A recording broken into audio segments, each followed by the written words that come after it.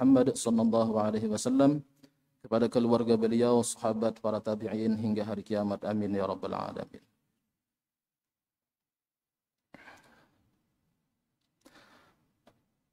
Qala al-muallif rahimahullahu ta'ala wa nafa'na bihi wa bi'ulumihi fid darain amin.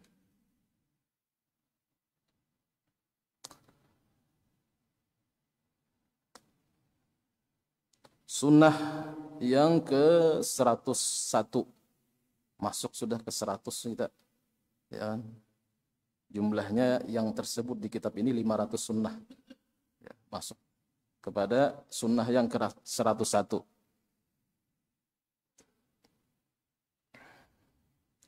Al-qiyamu fin nafilati, ya, berdiri tegak pada salat sunnah. Berdiri tegak pada salat sunnah. Qiyam itu berdiri tegak. Kalau salat yang dilakukan itu salat fardu, itu berdirinya wajib, rukun. Tapi kalau salat yang dilakukan itu salat sunnah, nah berdirinya itu sunnat aja. Ya, sunnat aja. Umpama misalkan salat tarawih, pian nih keuyuhan, ya, keuyuhan. Cuman kalau dipaksakan berdiri bisa aja, ya, cuman karena keuyuhan atau karena apa? Mohon maaf, malas kan? Duduk sah sembahyangnya, ya, sah sembahyangnya. Cuma jangan mulai rakaat pertama sampai 20 duduk, duduk. Ya kan, kalau merasa keuyuhan ya boleh aja duduk sembahyang sunnah, ya, yang sunnah. Cuman nanti ya pahalanya aja yang berkurang, pahalanya berkurang. Ya, pahalanya orang yang sholat dalam keadaan duduk itu separuhnya orang yang sholat dalam keadaan berdiri, ya, dalam keadaan berdiri. Ya. Cuma kurangnya pahala ini jika dia mampu aja berdiri. Kalau misalkan kada mampu berdiri, nah tuh insya Allah sama aja pahalanya dengan yang berdiri. Ini ceritanya kada mampu berdiri, kemudian dia lakukan sholatnya dalam keadaan duduk, mampu berdiri, nah itu pahalanya separuh itu. Kalau karena sakit, ya, kada kau berdiri, ya, nah, insya Allah pahalanya sama aja lawan berdiri, ya. Ya.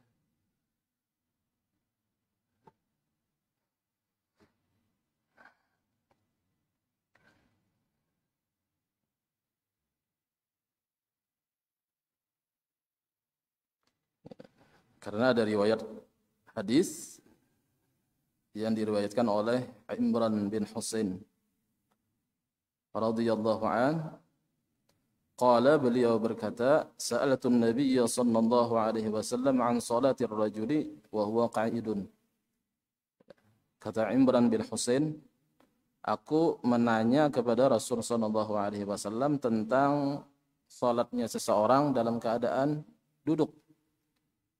Faqala, kemudian Nabi menjawab, man shalla qa'iman fahuwa afdalu. Siapa orang yang salatnya dalam keadaan berdiri, maka itu lebih afdal, lebih utama dibanding salat orang yang duduk, dalam keadaan duduk. Wa man shalla qa'idan falahu nisfu ajril qa'im. Ya, siapa orang yang salatnya dalam keadaan duduk, maka pahalanya separuh orang yang salat dalam keadaan berdiri. Wa man shalla na'iman falahu nisfu ajril qa'idi. Dan barang siapa yang salat dalam keadaan berbaring, maka pahalanya separuh dari orang yang salat dalam keadaan duduk tadi. Dalam keadaan duduk.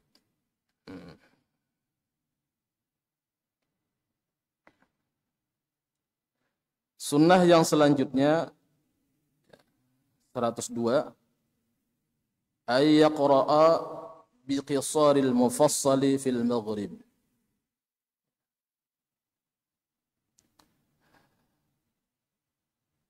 Membaca ia dengan ayat qisarul mufassal pada salat maghrib. Jadi salat maghrib ya dianjurkan, disunnahkan untuk membaca ayatnya itu ayat qisarul mufassal. Apa ayat qisarul mufassal itu? Ayat mulai surah Wadduha sampai An-Nas. Itu anjurannya mulai Wadduha sampai An-Nas. Sampai An-Nas.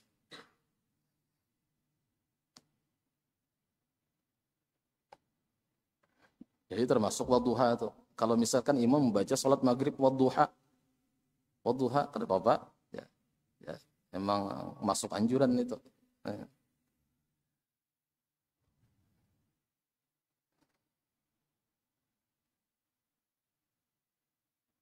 Jadi yang disebut dengan ayat-ayat qisarul mufassal itu adalah ayat mulai surah Wadduha sampai terakhir surah An-Nas.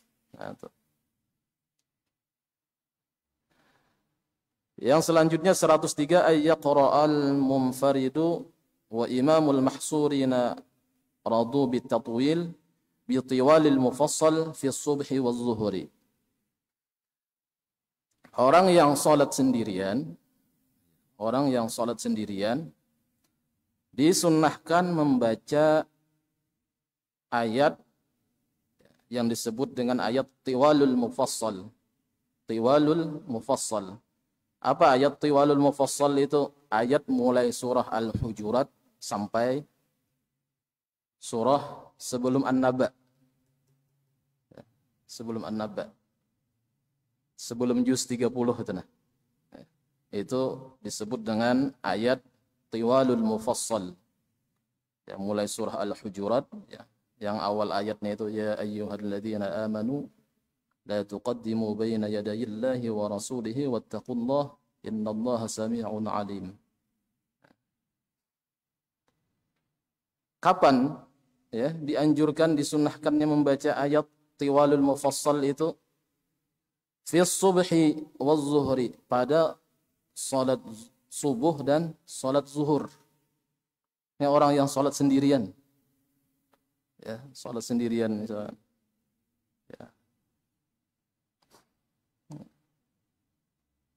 Baca aja ayat sepanjang-panjangnya, salat surangan juga kan. Salat subuh surangan. Ya, kada berjamaah.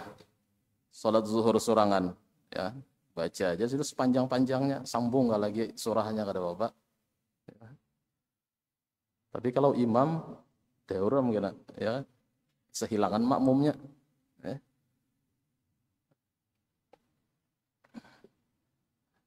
Kemudian ya, disunnahkan juga ya, membaca tiwalul mufassal ya, ayat yang disebut dengan tiwalul mufassal dari surah Al-Hujurat sampai sebelum surah An-Naba, surah Az-Zariyat ya. Yaitu di dalam salat subuh dan salat zuhur ya, bagi imam yang makmumnya tertentu. Bagi imam yang makmumnya itu tertentu, itu aja orangnya. Ya, itu aja orangnya. Kemudian tertentunya pun ya imam yang tertentu makmum yang tertentu ini ya ridha pulang, suka pulang dengan imam membaca ayat panjang. Ya. Kalau misalkan makmumnya tertentu, orangnya itu aja, tapi makmumnya kada ridha, kada suka imamnya membaca ayat yang panjang, nah kada boleh juga kan? Ya, jangan juga dibaca ayat yang panjang.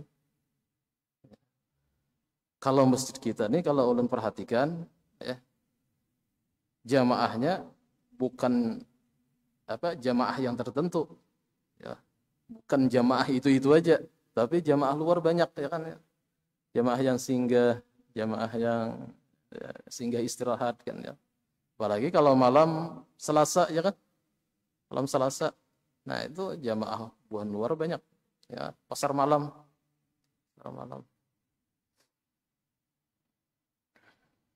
Jadi boleh imam tadi membaca ayat yang panjang ya. Ayat ya, masuk kategori bagian ayat tiwalul mufassal pada salat subuh dan zuhur kalau makmumnya itu tertentu. Itu aja orangnya. Ya, kemudian ridha lagi, ya, suka lagi, senang lagi.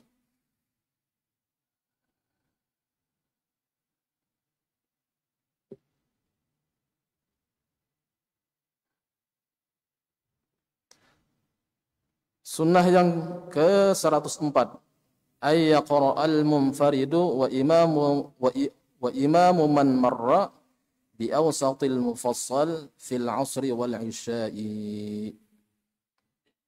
Dan disunnahkan bagi orang yang salat sendirian atau imam yang jamaahnya itu tertentu tadi sebagaimana yang di atas tadi, ridha mereka, ya, disunahkan membaca ayat wastul mufassal.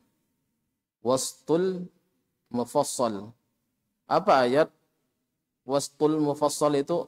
Ayat atau surah mulai surah An-Naba awal juz 20, awal juz 30 sampai surah Al-Lail.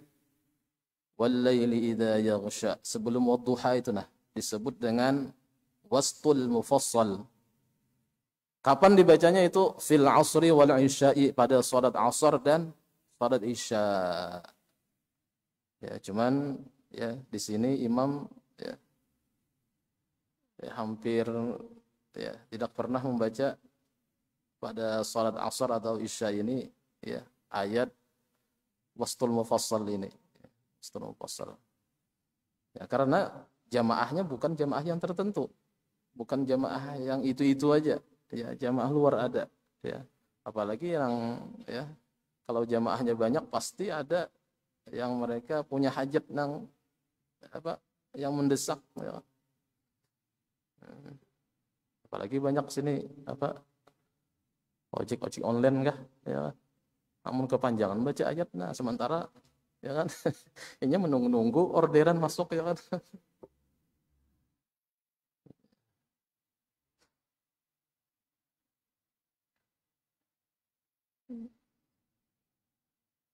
Jamaah yang mahsurin ini, jamaah yang tertentu, misalkan di perumahan tuh satu pintu aja.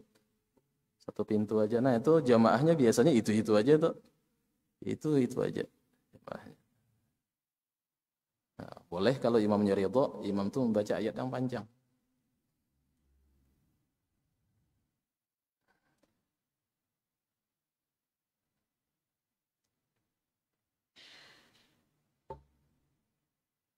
Bahkan dahulu, ya, sebelum masjid ini dibugar, ulun pernah disampaikan salah seorang dari jamaah, ulun membaca subuh itu surah Sabbihis rabbikal a'la, subuh.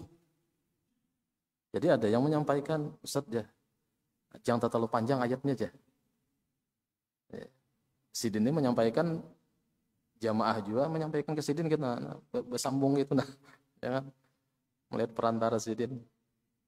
Kasihan jadan tuha aja, kada kuat berdiri aja.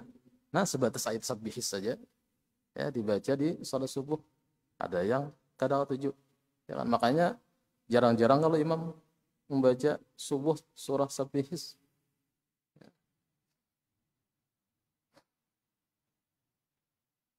Kalaupun ada yang agak panjang, surah yang dibaca itu dibagi dua juga, ya kan. Kadang ulun bagi dua, ya, supaya kada terlalu panjang.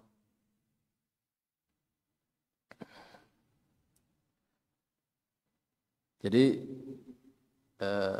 ayat yang disebut wastul mufassal tadi mulai surah An-Naba amma yatasaalun sampai surah Al-Lail, ya, itu dibaca pada salat asar dan isya bagi orang yang salat sendirian atau imam yang ridha makmumnya dengan bacaan ayat imamnya. Tandanya ridha apa? Jamaahnya kada bukan kurang. Kalau misalkan imamnya membaca ayat, ya kan, baca ayat sehari, baca ayat yang panjang, ya kan, sekian jamaahnya. Yang kedua kali berkurang. Yang ketiga kali baca imam lagi ayat yang panjang, berkurang lagi. Nah, ini menunjukkan makmumnya kada suka, ya kan, kada suka. Ya, kada usah lagi berpanjang-panjang ayatnya. Ya.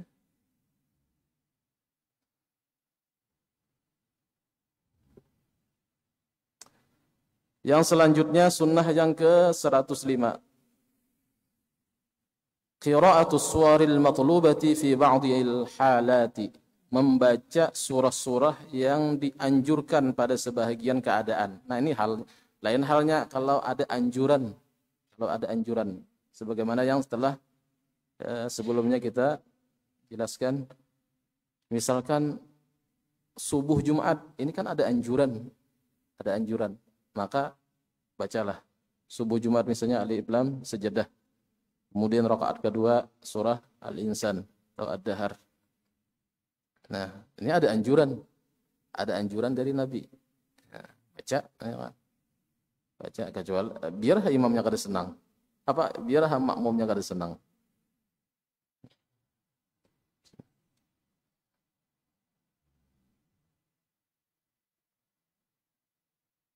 Seperti sholat Jumat, ya, anjuran Nabi membaca surah Al-A'la, Sabbih isma rabbikal a'la di rakaat pertama. Di rakaat kedua surah Al-Ghashiyah, Hal ataka haditsul ghashiyah.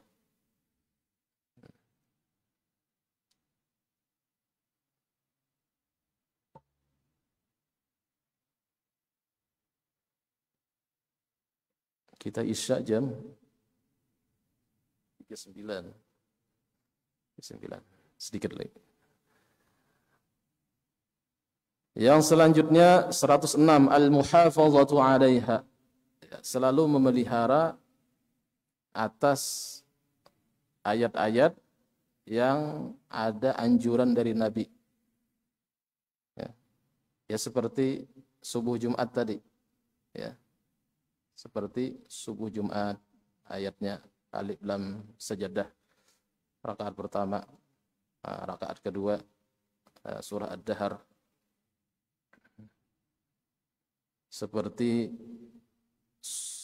maghrib malam Jumat, anjuran Nabi membaca di rakaat pertama maghrib itu surah Al-Kafirun. Kemudian rakaat keduanya surah Al-Ikhlas.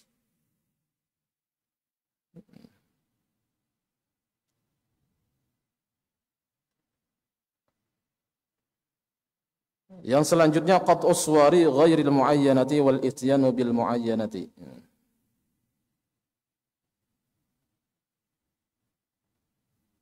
Kalau misalkan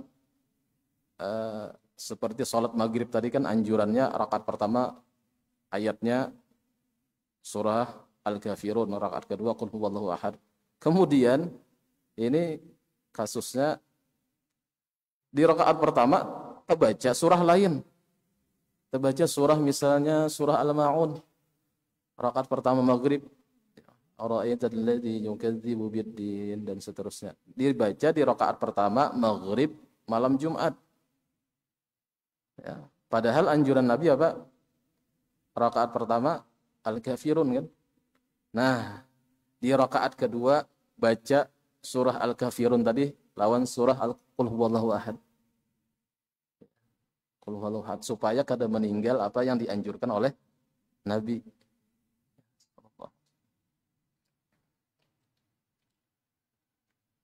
Atau salat Jumat tadi. Salat Jumat di rakaat pertama terbaca surah apa misalnya? Selain surah Al-A'la dan Al-Ghashiyah, maka di rakaat kedua baca Al-A'la lawan Al-Ghashiyah. Nah.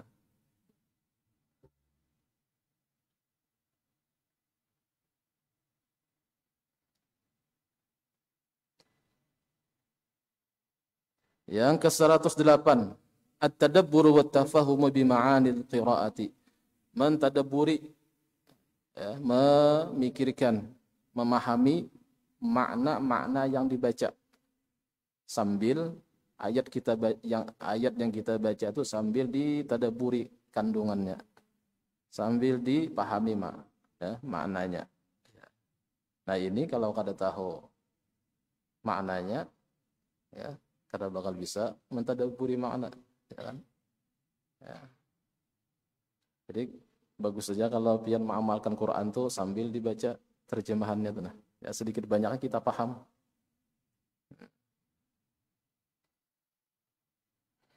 Apalagi sampai mengkaji tafsirnya.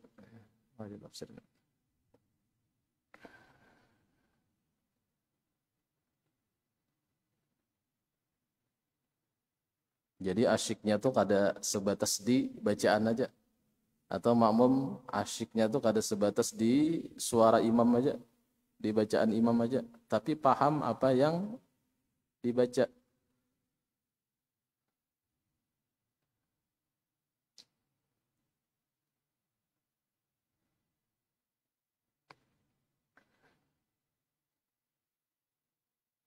Umpama kada paham pang membaca Quran, kada paham, berpahala lah, berpahala lah, berpahala, pahala. Karena ibadah membaca Quran itu, ya kan, pahamkah atau kada pahamkah, tetap dapat pahala.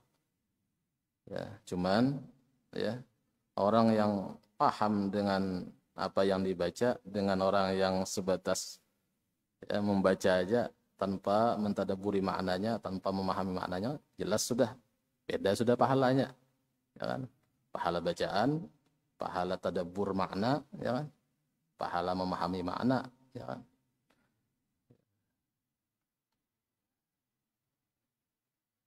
Cukuplah, ya. Kemudian yang ke-109 lagi, insyaallah. Wallahu a'lam. Silahkan kalau ada hal-hal yang perlu kita mudzakarahkan.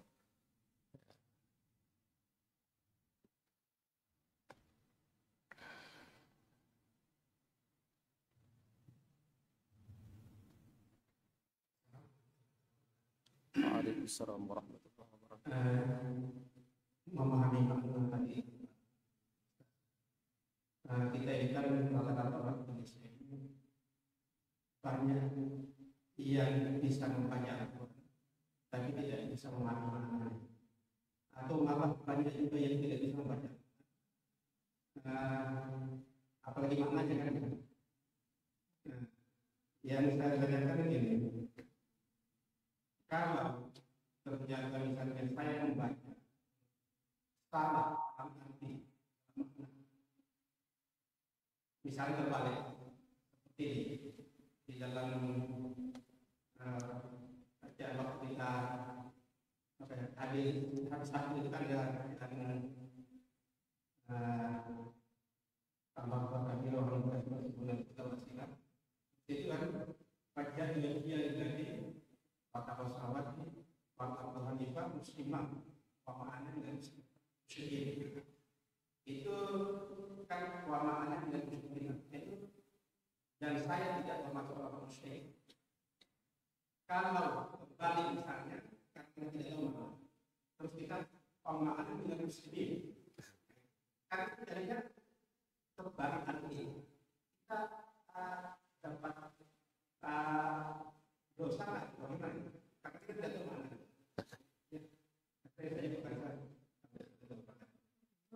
Ya kalau kada tahu tuh kada ya kada apa kalau kada tahu kan kada tahu ngaran kada tahu ya. Ya sesuatu nah haram pun kalau kada tahu kan tapi tetap belajar kita.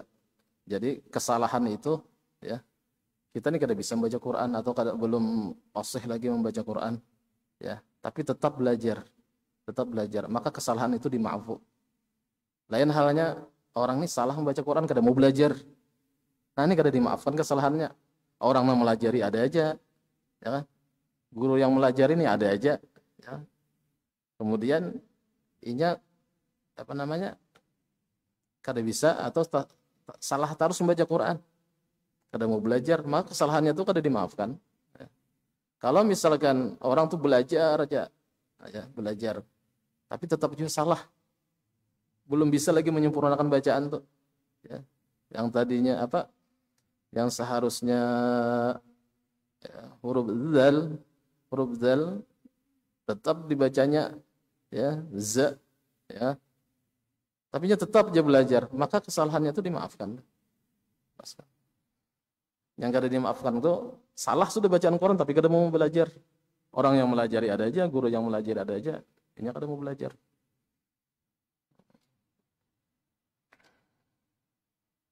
Jadi kalau ya, kesalahan tadi Pak, ya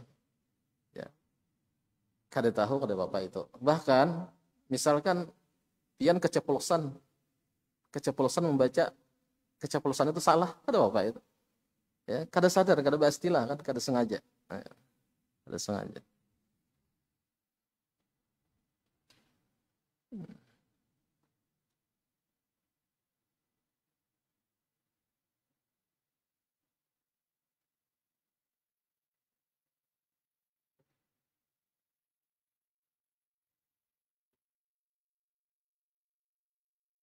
Orang yang dibebani hukum itu, ya kan, ya taklif, ya taklif. Apa namanya? Orang yang dibebani hukum itu ada beberapa syarat, ya kan. Pertama baligh, ya kan, baligh. Kemudian apa lagi?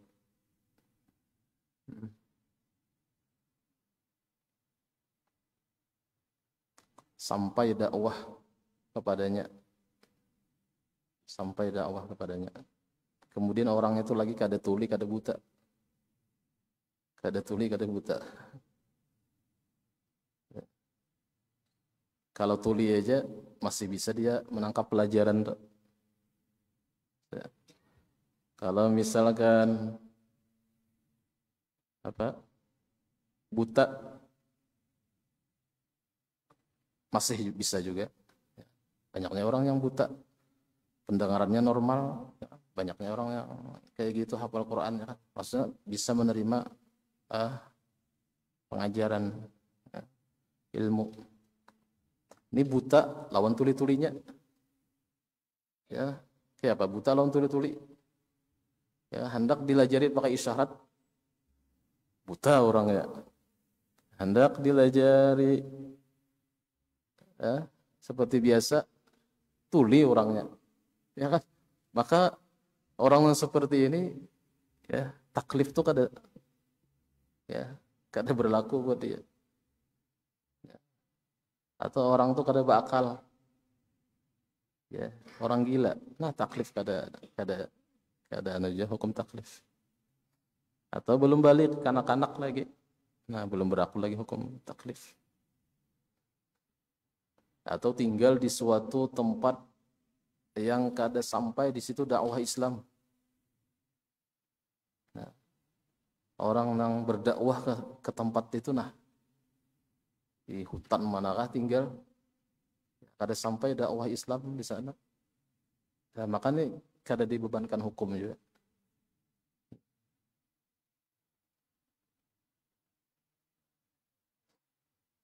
Tapi kalau misalkan di suatu tempat di kampung misalnya, di situ ada aja tuan guru yang melajari, kemudian kadang mau belajar, maka kejahilannya, kesalahannya ini kada dimaafkan, kada dimaafkan.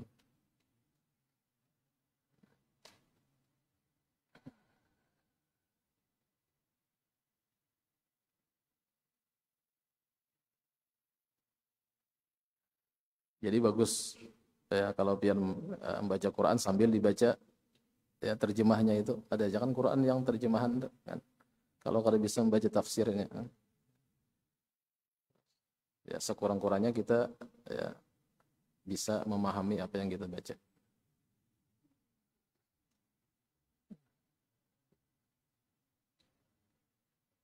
Ya, terutama yang kita baca rutin tuh, nah bacaan-bacaan ya di dalam sholat, nah itu perlu benar, perlu benar kita tahu maknanya, artinya.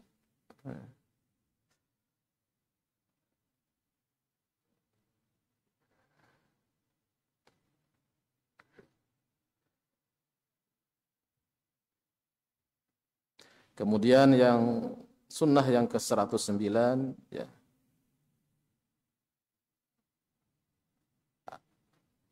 at-tartilu tartilul qiraati, mentartilkan atau